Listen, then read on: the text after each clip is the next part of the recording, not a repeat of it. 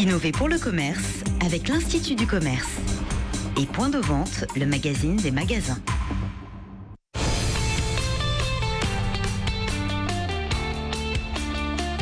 BFM Business.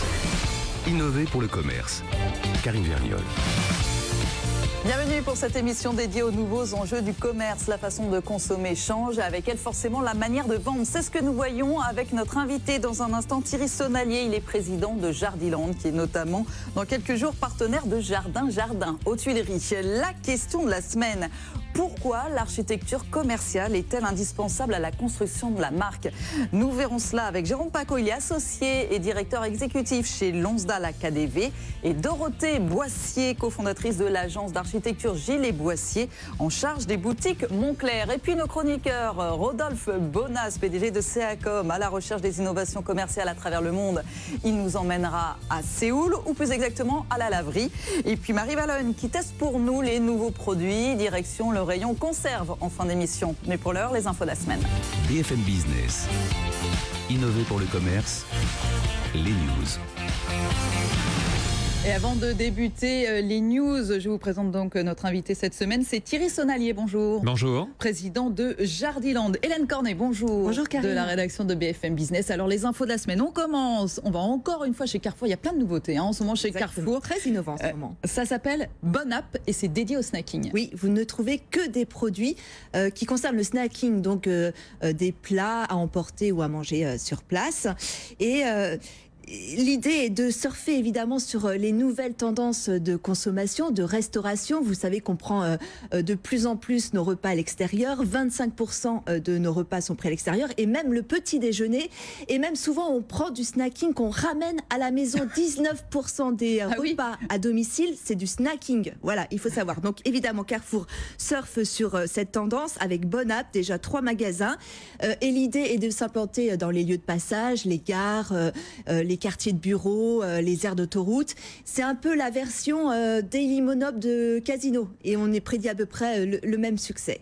Très bien. Et c'est vrai qu'on est du coup entre la restauration et le supermarché de proximité. Parce qu'on peut, voilà, de proximité, on est vraiment entre les deux. Exactement, on peut faire réchauffer son plat sur place ou le ramener à l'extérieur. Ça s'appelle Bon App. Donc, le nouveau phénomène des cours de récré, vous n'y avez sûrement pas échappé, s'appelle lui le hand spinner. Voilà, et je vous en ai amené un. Voilà. Merci, parce que vous savez que ça coûte cher, hein, c'est recherché ces petites bêtes.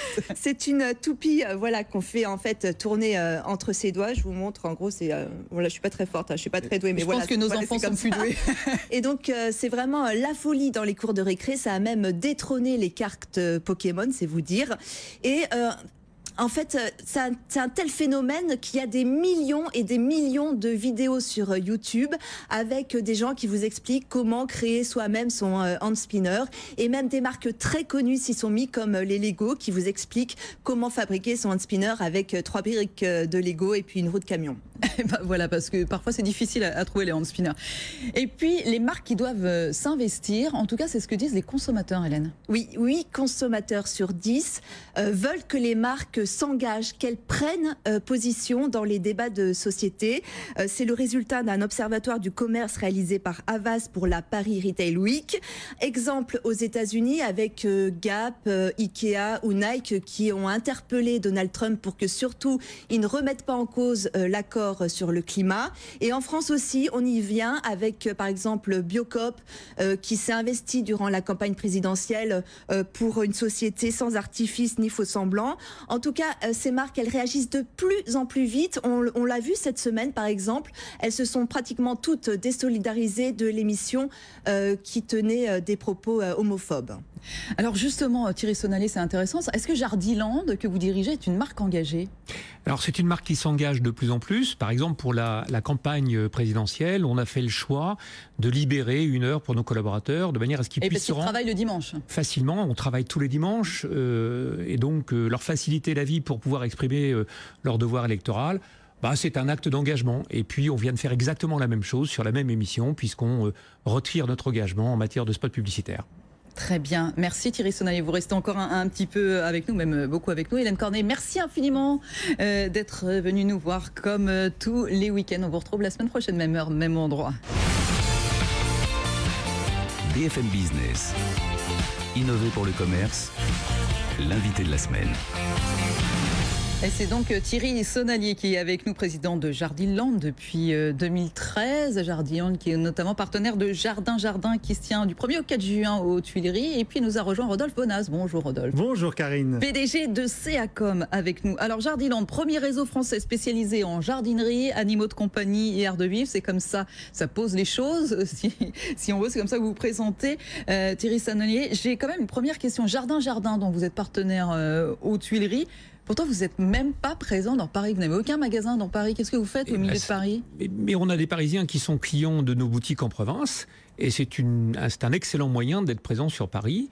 Et cette année, on va, comme chaque année, mettre en place des ateliers. L'année dernière, on avait fait des ateliers sur ces petites boules japonaises dans lesquelles on fait, entourées de mousse, dans lesquelles on fait pousser des plantes. Ah oui, ça c'est très tendance, ça peut être urbain. Absolument. Effectivement.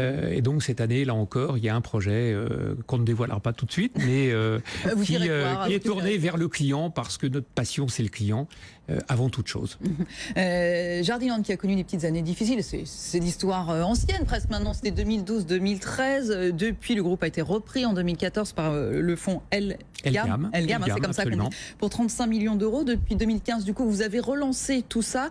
Programme de repositionnement, nouveau concept de magasin, rénovation, nouveaux services, réduction de l'offre, tout ça a été repensé. Un magasin Jardiland, du coup, en 2017, Thierry Sonalier, ça ressemble à quoi ?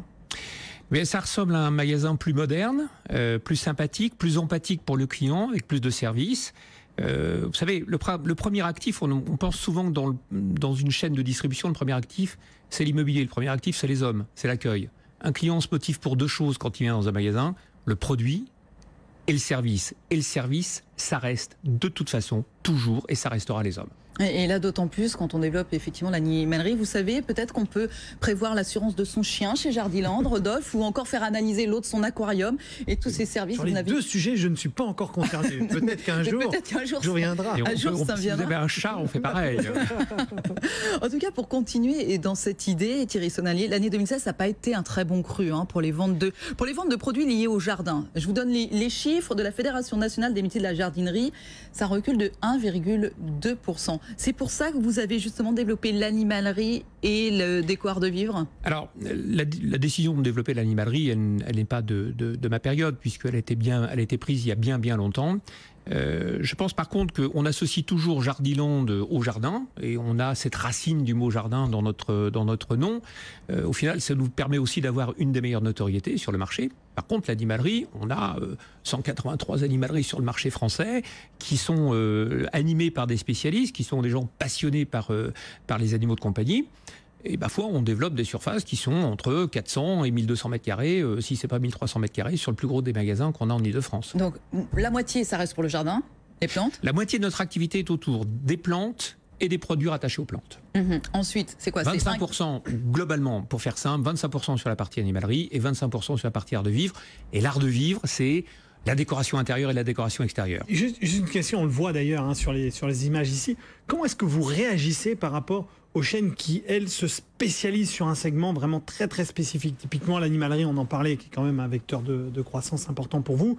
Et vous avez aujourd'hui des chaînes de magasins qui commencent à se monter, et eux, pour lesquels ils disent, non mais nous on fait de l'animalerie et rien que de l'animalerie. Comment est-ce que vous vous positionnez par rapport à ça ?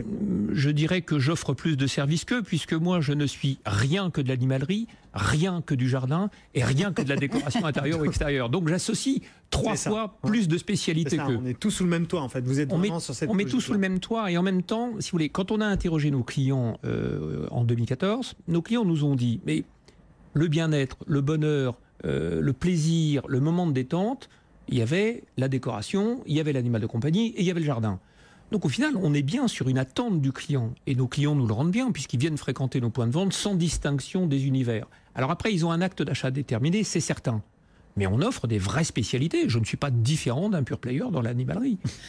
En revanche, il y a des aléas. Je parlais de la météo tout à l'heure, Thierry Sonalier. Au 1er janvier 2019, la vente des pesticides chimiques sera interdite aux particuliers. Comment vous anticipez ça ? Parce que du coup, c'est un gros rayon chez vous. Hein. Bah, c'est un gros rayon et en même temps, si vous voulez, le job d'un commerçant, c'est de suivre les évolutions de la loi et puis en même temps d'être soutien de cette loi. Lorsque Madame la Ministre a décidé de mettre en œuvre cette nouvelle politique sur la distribution des pesticides, nous, on l'a accompagnée. Et on a créé la pharmacie des plantes. Venez avec votre feuille de chêne vert qui est couverte de réactions dermiques, si je peux le prendre ce terme-là, et on vous donnera une solution parce qu'on a des gens qui sont formés, spécialisés sur ce point-là, et qui répondent non pas comme des pharmaciens parce que c'est un métier tout à fait protégé, mais avec une véritable connaissance sur les maladies des plantes. Ouais, comme pharmacien des plantes. Vous venez de lancer un service de livraison à domicile en Ile-de-France, ça c'est une demande importante. Parallèlement, on a appris que Truffaut était lui désormais partenaire d'Amazon Prime Now, ça veut dire du coup les produits sont accessibles en 2 heures, pareil en proche Ile-de-France. Est-ce qu'aujourd'hui c'est un enjeu principal? Alors, ou c'est un service en plus? Moi, je vais répondre d'une façon différente. Je pense que la praticité est un enjeu majeur pour l'ensemble du commerce, quel qu'il soit. Livrer un client, c'est une attente normale d'un client. Maintenant, on peut probablement livrer un sécateur très rapidement. Je ne suis pas certain qu'on livre un chêne dans le même délai. C'est bien une bonne réponse. Et alors justement, à propos de livrer, en revanche, pas encore de vente e-commerce chez Jardiland? Ah si, nous faisons une vente e-commerce qui s'appelle le click and collect. Eh oui. C'est-à-dire que le client peut parfaitement choisir acheter sur Internet et venir chercher son produit dans nos points de vente. Là où nous sommes en train d'évoluer, c'est sur de stratégies d'Internet dès 2018, où là, on aura une gamme de services tout à fait alignée sur un pure player du métier. Finalement, ça prend un petit peu de temps, tout ça, très rapidement, Thierry Sonallier. On le disait, 2015, le nouveau concept de magasin. Il y en a un tiers qui ont changé, qui sont rénovés, désormais, qui correspondent aux nouvelles attentes, alors que les mentalités, les consommations changent rapidement. Est-ce qu'il n'y a pas un petit décalage, là ? Vous savez, je referai la réponse que j'avais faite sur ce plateau il y a quelques temps. Déraciner un chêne, ça prend très peu de temps. Le remettre dans sa place et lui donner toute son envergure, ça prend toujours un peu plus de temps. Donc, soyons très clairs, on va vite, d'accord ? Faire une restructuration d'entreprise comme on l'a mené entre 2013 et 2014, relancer le positionnement de l'entreprise en 2015. Les premiers magasins qui ont été relookés en 2015 ont été ouverts le 23 mars de cette même année. Après, on déploie des magasins, 2016. Je trouve qu'on va plutôt vite. Maintenant, soyons très clairs, on fait les investissements au fur et à mesure de nos possibilités et on les organise. Parce que démarrer sur Internet sans s'occuper des magasins, je trouvais que c'était peu respectueux à l'égard des collaborateurs et des franchisés qui nous accompagnent. Il fallait nous préoccuper de l'accueil de nos magasins, de l'image de nos magasins, et on les a franchement modernisés. Vous allez à Bonneuil, c'est un vrai plaisir. Eh oui, c'est le premier, je crois, qui a été transformé. C'est le premier, mais si vous allez dans la région nantaise, vous allez en voir de très beaux. Si vous allez à Brest, vous allez voir un très beau magasin rénové. Thierry Sonallier, les pouces verts de Jardiland. Merci beaucoup à vous. Vous restez avec nous, Rodolphe se démarque. BFM Business. Innover pour le commerce. Rodolphe se démarque.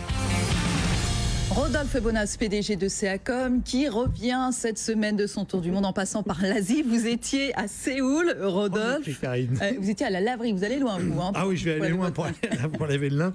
Je vais à Dosandae-ro, à côté de Séoul, en effet, en Corée du Sud, visiter le dernier né de la chaîne de magasins The Laundress. Alors, qu'est-ce que c'est que The Laundress ? C'est les premiers magasins dédiés exclusivement à la vente de lessive. Et oui, ça existe. Ça, c'est osé. Et oui, c'est assez osé, puisque c'est une sorte de... Alors, lessive, attention, c'est le berlouti de la lessive, qu'on s'entende bien.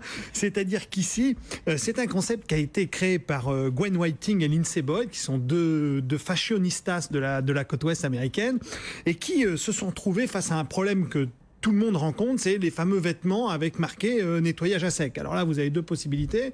Soit vous allez au pressing et vous payez entre 10 et 20. Vous savez que parfois il y a pire maintenant, il y a écrit ne pas nettoyer, ne pas laver. Ne pas. Alors j'ai vu sur Internet, il y avait même Ask Mom. Il y en avait un sur Internet qui dit demande à ta mère parce que si tu sais pas. Donc c'était assez drôle. Voilà.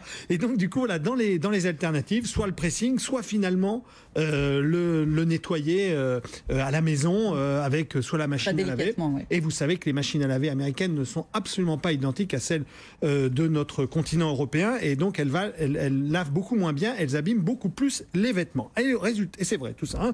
Donc je me suis renseigné. Et donc Résultat des courses, leur idée à ces deux-là, c'est finalement de créer la première marque de lessive éco-responsable, c'est-à-dire à la fois soin du vêtement et soin de la planète, et aussi soin de ceux qui les portent, parce que vous savez que dans les lessives traditionnelles, il y a un certain nombre de produits toxiques qui ne sont pas embarqués dans ces produits-là.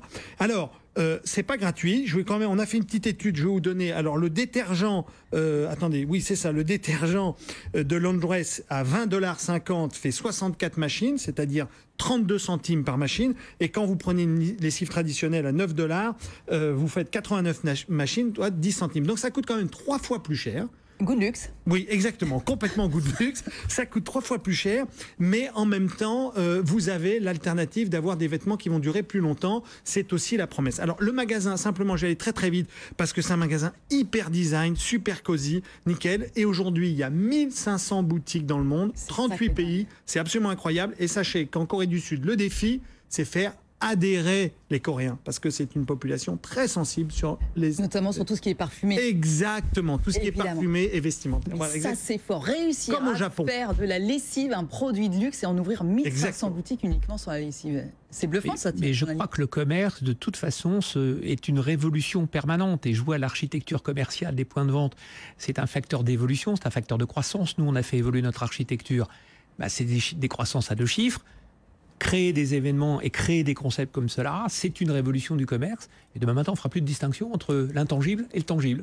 Merci infiniment de m'offrir là le lien avec la suite de l'émission. Thierry Sonalier, on va parler d'architecture commerciale. Merci infiniment à vous. Merci beaucoup, Rodolphe. À la semaine prochaine. BFM Business. Innover pour le commerce. Le débat. Pourquoi l'architecture commerciale est-elle indispensable au développement d'une marque? C'est vrai, le décor, ça fait totalement partie de la construction d'une marque. Et je vais vous dire pourquoi. À l'heure du développement du e-commerce, je vais quand même vous donner un chiffre. Savez-vous, dans les années 90, 7 clients sur 10 prenaient leur décision d'achat dans les boutiques. Depuis 2012, donc dans les années 2012, 2015, 2017, c'est près de 90%. Vous voyez un petit peu l'importance des choses. Et c'est pas moi qui le dis, c'est Jérôme Paco qui est avec nous. Bonjour. Bonjour. Vous êtes associé directeur exécutif chez Lonsdal AKDV. Vous venez de sortir, on pourrait dire, une sorte de livre blanc. 14 idées reçues sur le commerce et l'architecture des points de vente. On va pas tous les faire, en tout cas. C'est source d'inspiration. Dorothée Boissier, bonjour. Bonjour. Architecte d'intérieur, cofondatrice de l'agence Gilles & Boissier. Vous êtes notamment dans vos fonctions responsable de l'aménagement des boutiques Moncler à travers le monde. Moncler, vous savez, c'est parti d'un monoproduit. Maintenant, c'est une marque italienne. C'est la petite doudoune de luxe. Aujourd'hui, c'est 10 gammes de vêtements. Vous avez fait depuis 2007, c'est bien ça, depuis même 12 ans. Depuis 2003. Ah ouais, ça fait même plus que ça. Presque 200 boutiques. On est à 190 boutiques Moncler dans le monde. Forcément, ça a changé, même si ça fait, j'allais dire, que 12 ans, entre la marque qui faisait une doudoune et la marque aujourd'hui qui a 10 gammes de vêtements. Comment on travaille, comment on fait évoluer le concept de la boutique? Alors c'est très émouvant parce que Moncler donc démarre en 2003 avec un nouveau propriétaire qui est italien, Remo Ruffini. Et quand on fait la première boutique, on essaie de marquer un peu qu'est-ce que Moncler. Et on tâtonne au début. Et je pense qu'en fait, ce qui est très intéressant chez Moncler, c'est que c'est la marque d'un homme, plus que d'une marque. C'est-à-dire, on est vraiment face à un homme qui veut incarner totalement sa marque, qui suit chaque boutique. Donc, le petit chalet de bois, parce qu'on est quand même au chaud, les boiseries, pierres sombres, métal noir, ça reste au fil du temps. Mais qu'est-ce qui reste aujourd'hui dans celle que vous faites en 2017 de celle de départ? C'est-à-dire que le concept n'a pas été figé en une seule fois. Il évolue sur des années, toujours avec Remo Ruffini et mon partenaire Patrick Gilles. Donc, ils font évoluer presque boutique après boutique le concept en gardant un ADN. Donc, c'est ces matières de bois très sombres, très griffées, c'est des marbres, du métal. Donc, il y a toujours des constantes et suivant les villes, suivant la taille de la boutique, suivant le message qu'on veut donner, la boutique est un peu différente. Donc, c'est pas une boîte toute faite que l'on répercute à travers le monde. Et ça, c'est intéressant, justement. Jérôme Paco, qu'est-ce qui est le plus efficace, justement? C'est un même concept, exactement le même qu'on va retrouver partout, du coup le client se repère, ou au contraire c'est de s'adapter à chaque fois au lieu où on se trouve? À chaque fois il faut s'adapter parce que chaque marque, chaque concept a besoin de réponses vraiment typologiques. Il y a des points de vente de centre-ville de petit format, on va avoir des méga stores, donc à chaque fois l'expérience même si il y a quand même une ligne de design qui nous guide, ou de stratégie, ou marketing, fondamentalement, on doit s'adapter peut-être même à des spécificités locales. Aujourd'hui, chaque territoire ou chaque région du monde, ou même chaque région, même en France, a besoin d'avoir une touche, peut-être une adaptation de façon à toucher la clientèle de l'endroit ciblé. La clientèle locale. Dorothée Boissier, du coup, tout ça, vous disiez, la marque a grandi, vos concepts ont grandi avec. Est-ce que on fait forcément plus grand quand on grandit? Est-ce qu'on laisse plus de place aux produits? Quand la marque s'étoffe, devient davantage connue, qu'est-ce qui change dans la boutique? Vous me disiez, par exemple, Faubourg Saint-Honoré, on peut aller au fond de la boutique pour voir seulement le vêtement. C'est-à-dire qu'on peut se permettre des choses. Ouais, moi, ce que je trouve très intéressant, c'est qu'au fur et à mesure où la marque prend de l'aisance, amène un message, un deuxième, un troisième, elle se donne le droit d'être plus audacieuse. Et c'est vrai que la rue du Faubourg Saint-Honoré, je pense que le luxe ultime, c'est de se dire, je suis en façade, j'ai 100 mètres carrés et je n'y mets aucun vêtement. C'est juste une vitrine où j'exprime tous les 3-4 mois quelque chose de différent et en revanche, le produit est derrière. Donc l'impact, il doit être au moment où je pousse la porte. Qu'est-ce que je reçois comme message? Et je dirais l'acte de vente est presque fait à ce moment-là. Jérôme Paco, on parle de luxe là, avec Moncler, mais c'est pas réservé au luxe tout ça, bien au contraire. Vous travaillez avec beaucoup de marques et l'aménagement est tout aussi important. Très concrètement, très important, puisque là, dernièrement, nous avons livré, qui vient d'ouvrir pour la marque Montblanc, le nouveau concept sur les Champs-Élysées. Donc ça, c'est du luxe aussi, mais vous ne travaillez pas qu'avec du luxe. Non, on ne travaille pas qu'avec du luxe. C'est vrai qu'on travaille après pour des marques plus grand public, comme Orange, où là, on a affaire à un opérateur mondial. Et à chaque fois, en fait, je dirais que dans la démarche, le concept physique a un rôle très important dans l'expérience que doit vivre le client. Aujourd'hui, la demande est très forte du client, et surtout d'un point de vue marketing, de vivre l'expérience de marque qu'il peut y avoir à Moncler ou ailleurs, mais fondamentalement, on a besoin de ressentir la marque, tout ce qu'elle apporte. Je vois les images que vous diffusez actuellement justement de la boutique Montblanc, où toute cette histoire sur l'encre, la pérennité, cette force, cette puissance de la marque est véhiculée par à la fois les matières et les aménagements. Qu'est-ce qui fait qu'un concept de boutique va être réussi en 2017, évidemment, parce qu'il faut que ça corresponde à une époque aussi? Tout à l'heure, dans votre émission, Thierry Sonelli parlait d'un concept réussi. C'est aussi, et pas seulement un concept physique, c'est aussi des hommes. C'est vrai que c'est l'alliance des deux. C'est à la fois aujourd'hui une force de vente complètement réinvestie dans sa démarche, qui accompagne complètement les concepts. Donc nous sommes, nous, designers, avec une démarche très stratégique. Mais aujourd'hui, les forces de vente sont essentielles pour faire vivre ces concepts. Mais il faut aussi quelque chose d'aéré, de lumineux. C'est quoi les tendances aujourd'hui? Les tendances aujourd'hui, c'est effectivement un énorme travail sur la lumière, à la fois d'un point de vue écologique, puisque on travaille aussi sur des sources qui sont plus économiques et en même temps plus impactantes pour le produit. Une boutique aujourd'hui qui fonctionne est une boutique qui a l'air ouverte, donc allumée. C'est logique. Dorothée Boissier, vous me disiez que pendant de nombreuses années, vous travaillez directement avec le dirigeant de Moncler et finalement, il faisait un peu fi du marketing pour l'aménagement des boutiques en disant non, moi ce qui compte c'est vraiment le concept, ce que j'ai envie de montrer, comment j'ai envie de le présenter. Ça change forcément un peu en 2017. Ça change. Je pense que c'est très novateur de réfléchir comme ça à une boutique. C'est-à-dire qu'il n'y a plus une charte qu'on vous donne, on vous dit vous développez cette même charte sur 200, en tout cas dans le luxe pour Moncler. Là, c'est vraiment l'occasion de se dire chaque moment est important. Quelle émotion je veux dégager à ce moment-là, dans cette ville, pour tel client? Justement, sur l'investissement, quel est le pourcentage d'investissement réservé à l'aménagement d'intérieur, en général, par les marques? Parce qu'on dit là que c'est hyper important. Oui, c'est hyper important, mais c'est très difficile de donner un pourcentage, parce qu'en fonction de ce qu'est la marque, je ne sais pas chez Moncler, mais tout à l'heure, j'ai cité Orange. Orange est un magasin connecté. Donc, par exemple, le design mobilier ou le mobilier a un coût, mais il a peu à voir par rapport à du produit connecté, à du produit mis en scène et donc à de la technologie. Donc, tout ça, en fait, le rapport de proportion exactement de ce que coûte en fait la partie design ou la partie physique. Mais je dirais que globalement, 50 à 60% des budgets investis vont toucher et être impactés par le design en lui-même et l'aspect physique, puisqu'après il y a des contraintes techniques. Et vous parliez de l'éclairage qui a un coût non négligeable. On travaille aussi aujourd'hui sur du confort client beaucoup, dans la température, les points de vente, la climatisation, etc., qui doit être aussi écologique. On a aussi une démarche éco-responsable. Donc il faut qu'on travaille sur tous ces éléments qui ne sont pas des artifices aujourd'hui. C'est concrètement du confort et la plupart de nos clients sont à la recherche d'un confort visuel. Et vous montrez des images aussi de la librairie Gallimard derrière vous. C'est clairement là aussi un atout. La lumière a été un atout considérable pour revisiter le livre et notamment donner au client. Un client reste longtemps dans une librairie parce qu'il y prend du plaisir et donc son confort visuel et son confort tout simplement et la relation qu'il va avoir avec le libraire est très importante. Donc design et confort et technologie sont intimement liés. Et juste pour terminer, Thierry Sonnelier de Jardiland, que vous citiez tout à l'heure, on n'a pas eu le temps de le dire, mais ces magasins rénovés permettaient des croissances à 2 chiffres. Oui. Donc on sent que c'est vraiment important. Merci beaucoup à vous, Dorothée Boissier. C'est quoi la prochaine boutique Moncler ? C'est à Milan. C'est ça, parce qu'il y en a 6 en 2017, donc c'est difficile, on ne va pas tous les citer. Merci beaucoup à vous, à Chancelier Boissier. Jérôme Paco, associé directeur exécutif chez Lonsdal AKDV. Merci d'avoir été avec nous. Vous restez encore quelques instants, c'est le produit de la semaine. BFM Business. Innover pour le commerce. Le produit de la semaine. Et on retrouve Marie Vallogne. Bonjour Marie. Bonjour Karine. De la rédaction de BFM Business. Vous êtes allée traîner cette semaine au rayon conserve. Voilà, et donc j'ai trouvé 7 nouvelles conserves, 7 nouvelles recettes proposées par William Saurin. William Saurin qui vient de collaborer avec Goemio, donc l'éditeur de guides gastronomiques. Et ils ont donc proposé ces 7 nouvelles recettes. Il faut savoir que sur le marché de la conserve, William Saurin pèse un tiers du marché sur un marché qui pèse 500 millions d'euros. Donc comment ils ont procédé? Ils ont fait la tambouille ensemble? Alors exactement, donc il y a des chefs Goemio accompagnés de chefs William Saurin qui ont travaillé ensemble pendant 1 an et demi. Donc ils ont élaboré, testé des recettes.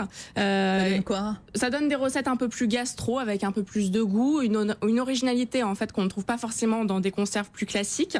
Par exemple, canard, sauce mandarine au poivre vert. Hein, exactement. Et donc du coup le poivre vert et la sauce mandarine, c'est l'idée de Goemio. Ah ouais, c'est osé quand même, hein, c'est un objectif ambitieux. Hein. C'est ambitieux parce qu'on reste quand même sur de la conserve. Alors le prix de vente sera juste 20% supérieur à la gamme classique. Ah bah oui, on est sur de la conserve gastro. Voilà, mais ça reste de la conserve et donc forcément on n'a pas non plus un grand plat Goemio. J'imagine, ils n'auront pas 18 sur 20 au guide Goemio, mais en tout cas ça a le mérite d'essayer de redorer un peu le blason de ces conserves. D'ailleurs ils font aussi des cocottes. Exactement, des cocottes qu'on peut aussi réchauffer voilà, quand on n'a pas le temps. Eh ben, voilà, ça peut servir de temps en temps par manque de temps. Merci infiniment Marie, merci à vous. Jérôme Paco et Dorothée Boissier. Innover pour le commerce, c'est terminé pour aujourd'hui. À bientôt.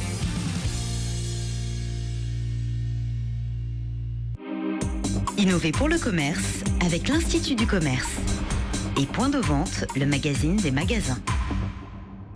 Tous les week-ends sur BFM Business, découvrez une initiative positive, solidaire, caritative ou humanitaire financée par une entreprise. Quels sont les projets les plus prometteurs et pourquoi ces entreprises trouvent des bénéfices au non-profit? À but non lucratif, présenté par Didier Mahéran tous les dimanches à 8h sur BFM Business. À but non lucratif, avec les entreprises pour la cité, réseau d'entreprises investies dans l'innovation sociale.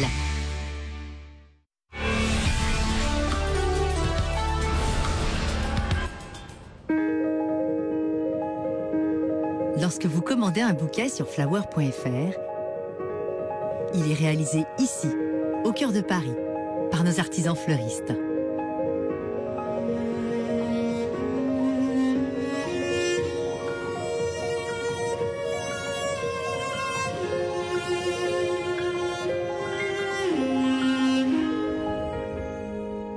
Flower.fr, Paris.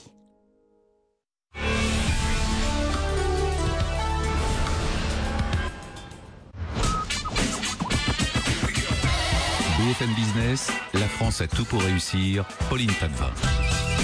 Bonjour à tous et bienvenue dans La France a tout pour réussir, un concentré d'économie positive vu et entendu sur BFM Business. Au sommaire de cette émission, l'ambition des entreprises françaises, d'Auchan Direct qui veut faire mieux qu'Amazon sur l'alimentation, à Kitok qui veut doubler son nombre de paniers recettes vendus d'ici à la fin de cette année. Vous allez entendre des entrepreneurs qui voient loin.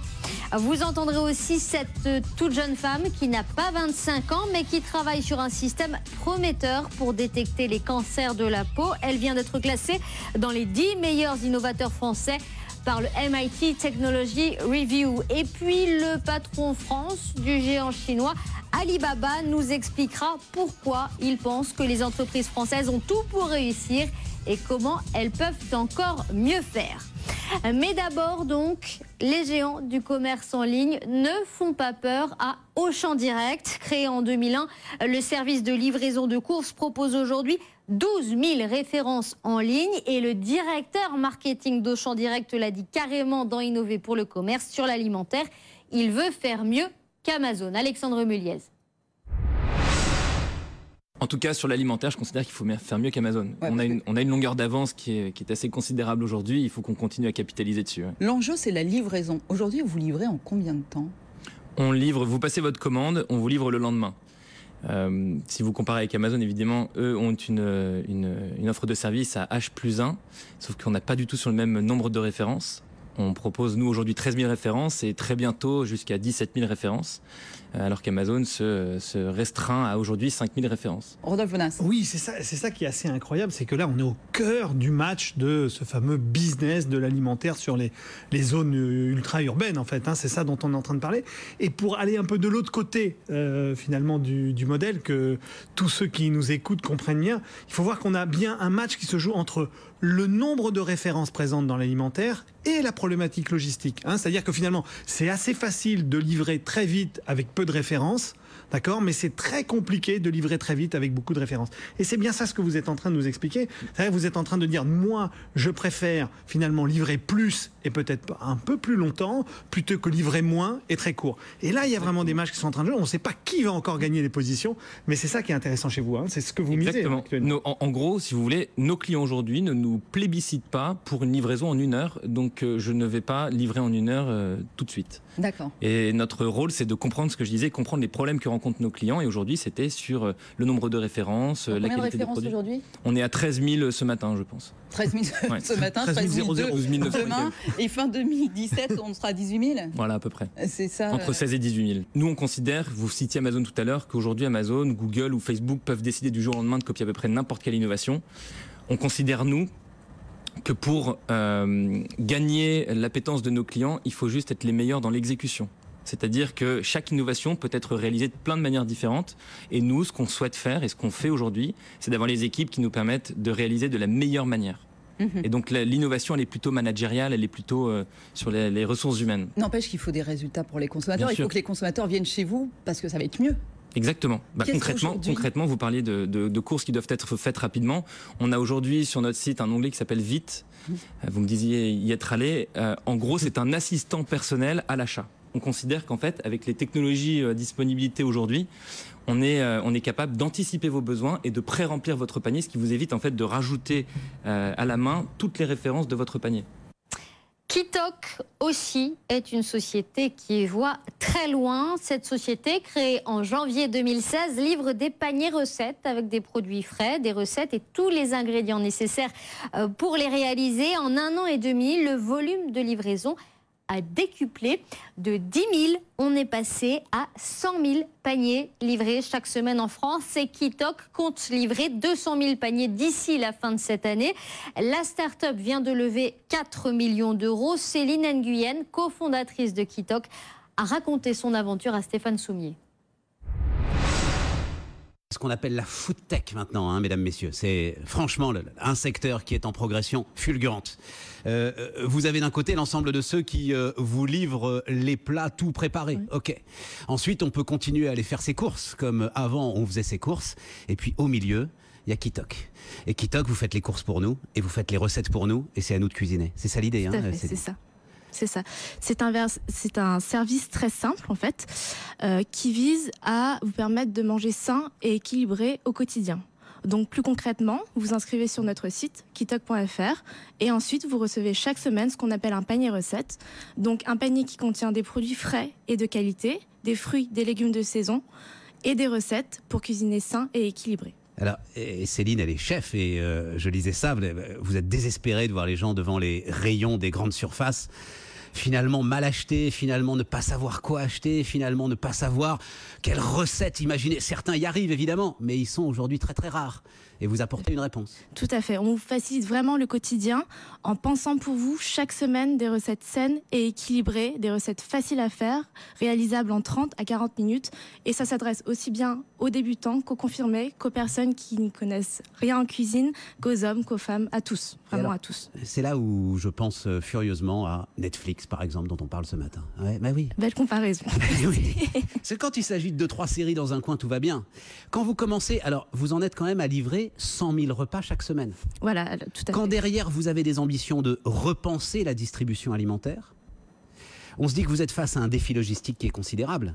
Mais si vous arrivez à le relever, effectivement, on repense la distribution alimentaire, Céline. C'est votre ambition. Tout à fait. Et c'est pour ça qu'on vient tout juste de lever 4 millions d'euros.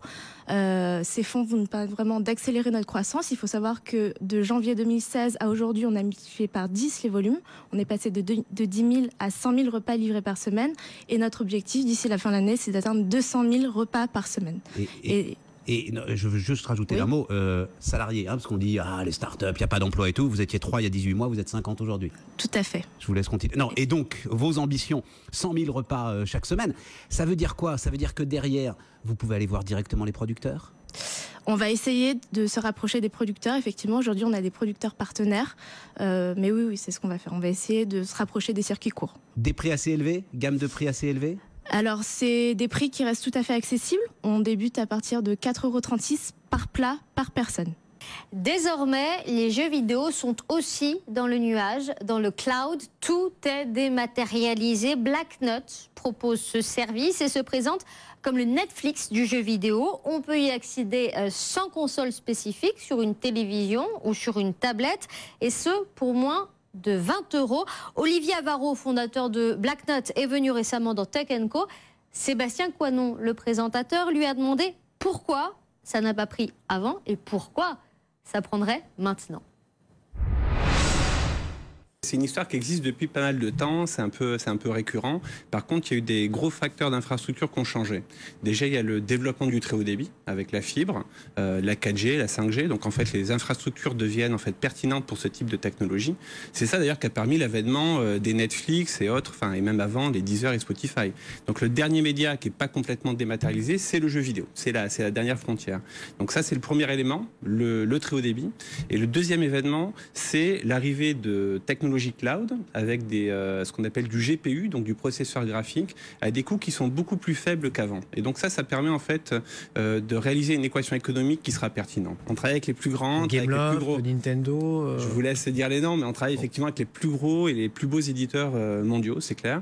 On a construit un catalogue qui a maintenant plus de 150 titres, et ces 150 titres en fait sont ce qu'on appelle éditorialisés, c'est-à-dire qu'on ne va pas simplement juste choisir des jeux comme ça, on les choisit avec amour, avec précision. En fait, on aime le jeu vidéo. Et c'est ces jeux-là qu'on va présenter au catalogue. Oui, il faut les mettre en valeur, comme tout à fait. Bien Netflix notamment.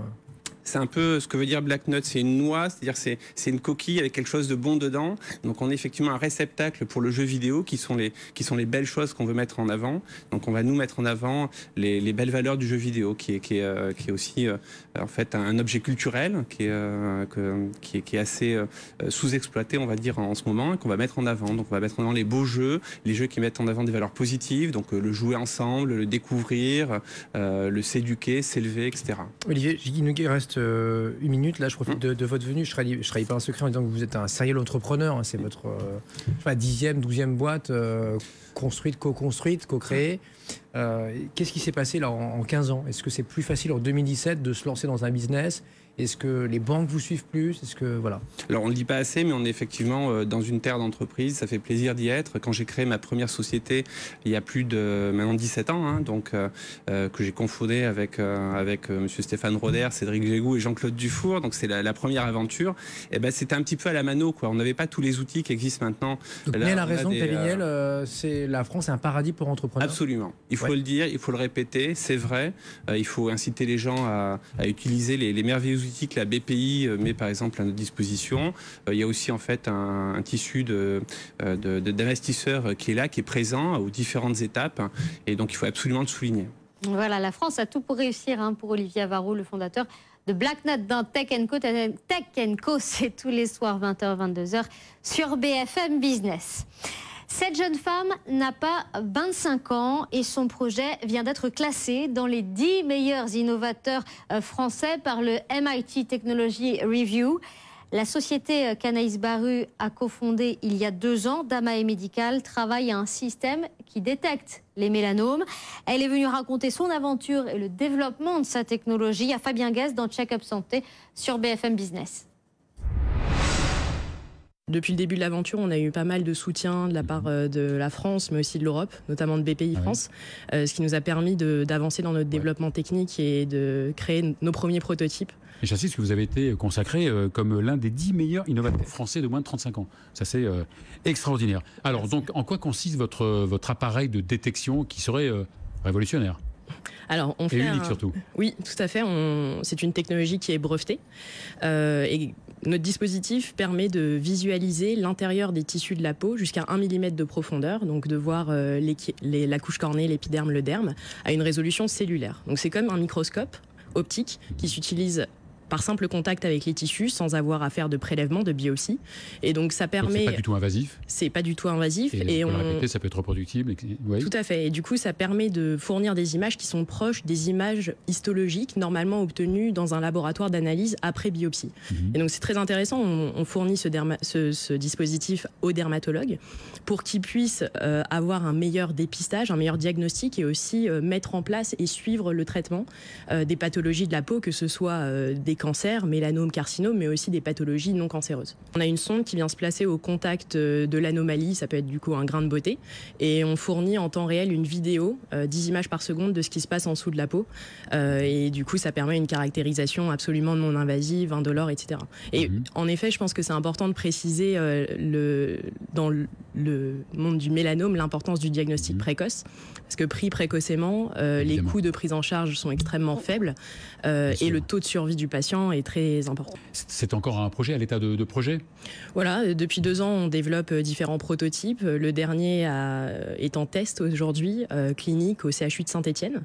Et là, grâce à notre récente levée de fonds, on va pouvoir lancer... Vous avez levé 2 millions d'euros il y a quelques mois. Un mois. En avril 2017, on a levé... Oui, vous seriez venu avant, vous auriez levé 3 millions BFM Business.